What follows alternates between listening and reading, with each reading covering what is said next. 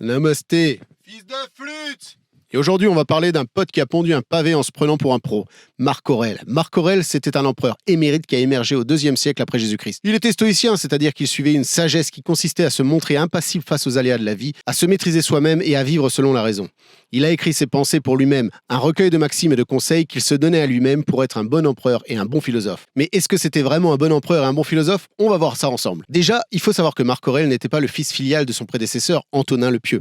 Il a été adopté par lui sur ordre de l'empereur Adrien, qui voulait assurer la stabilité du pouvoir. Donc Marc Aurèle, c'est un peu un fils de Donc Marc Aurèle, c'était un peu un fils de Un fils de C'est un peu un fils de faveur, qui a profité au système pour accéder au trône.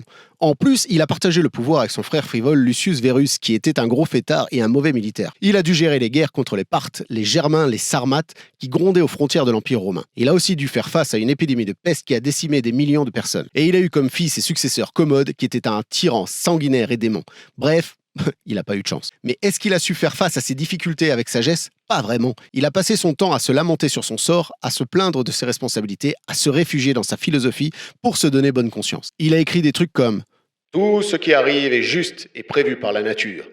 Ne te laisse pas troubler par les événements extérieurs. Sois heureux de ce qu'il t'arrive, car cela contribue au bien de l'univers. » Mais en fait, il se voilait la face. Il n'a pas su être un bon chef d'État, ni un bon père, ni un bon ami. Il a été injuste, cruel, hypocrite, et il a laissé son empire se dégrader. Alors, les mémoires de Marc Aurèle, c'est quoi? C'est un ramassis de platitudes, des lieux communs, de moralisme à deux balles. C'est un livre qui ne sert à rien, sauf à endormir les lecteurs. C'est un livre qui n'a rien à voir avec la vraie philosophie, celle qui questionne, qui critique et qui invente. C'est un livre qui n'a rien à voir avec la vie, celle qui est complexe, diverse et imprévisible.